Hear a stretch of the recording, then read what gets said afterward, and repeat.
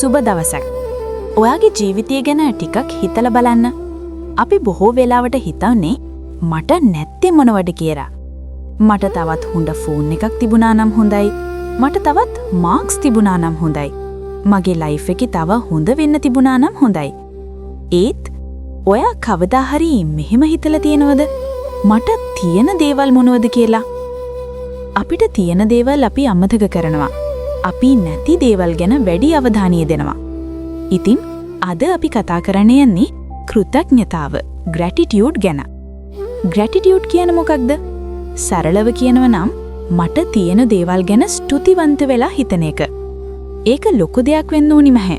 පොඩි දේවල් උනත් වෙන්න පුරුවන්.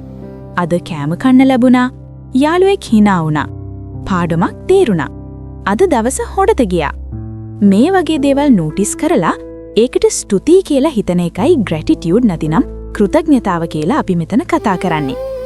එහෙමනම් අපිට මේක කරන්න අමාරුයි. මොකෝ දන්නවද? අපේ මනසට එක හැබිට් එකක් තියෙනවා. නෙගටිව් දේවල් වලටම වැඩියෙන් ફોකස් වෙන්න එක. උදාහරණයක්, කෙනෙක් අපිට හොඳ දේවල් 10ක් කියලා එක නෙගටිව් දෙයක් කිව්වනම් අපි හිතන්නේ නෙගටිව් දේ ගැන. අන්න ඒ එක නිසා අපි සැටිස්ෆයිඩ් නැහැ.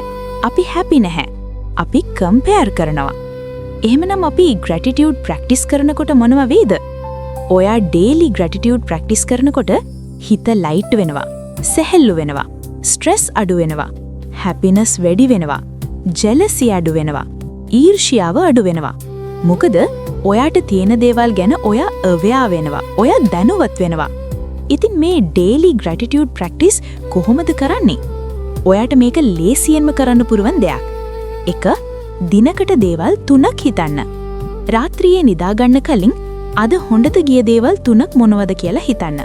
උදාහරණ, යාළුවෙක් උදව් කළා, ටීචර් කෙනෙක් ප්‍රේස් කළා, අද හොඳට hina වෙලා හිටියා. මේක දිනපතා කරන්න. 2, ස්තුති කියන්න පුරුදු වෙන්න. අම්මට, තාත්තට, යාළුවන්ට, ගුරුවරුන්ට ස්තුති කියන එක සිම්පල් දෙයක් වුණත් ඒක හાર્ට් එකට ලොකු බලපෑමක් කරනවා. 3, ලියන්න පුරුදු වෙන්න. ඔයාට පුළුවන් පොඩි නෝට්බුක් එකක් තියාගෙන ඩේලි gratitude ලියන්න. උදාහරණයක් විදිහට, අද මට යාළුවෙක් හෙල්ප් කළා. thank you. මෙන්න මේක හැබිට් එකක් වුණාම මයින්ඩ් සෙට් එක වෙනස් වෙනවා. 4, මේ මොහොත අප්‍රීෂিয়েට් කරන්න. ඔයා දැන් කෑම කනවා නම්, මියුසික් අහනවා නම්, නේචර් එක බලනවා නම්, නැතිනම් අවටි නරඹනවා නම් ටිකක් නතර වෙලා මේක හොඳයි කියලා හිතන්න. රියල් ලයිෆ් එක්සැම්පල්ස් බලමුකෝ.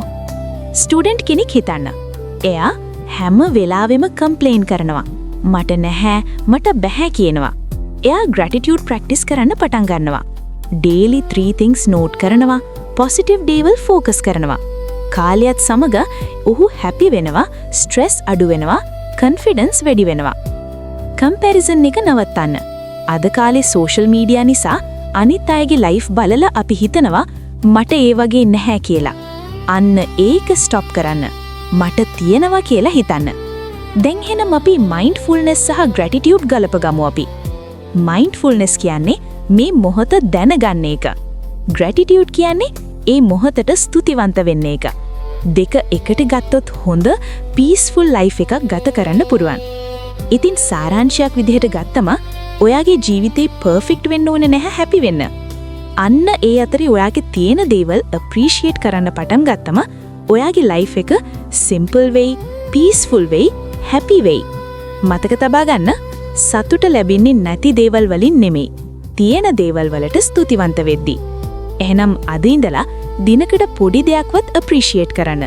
ඔයාගේ ජීවිතේ slowly change වෙනවා. හොඳට හොඳ පැත්තට. ඔයා කැමතිද self confidence ගැන කතා කරන්න? අපි ඒක ඊළඟ වීඩියෝ එකකින් බලමු එහෙනම්.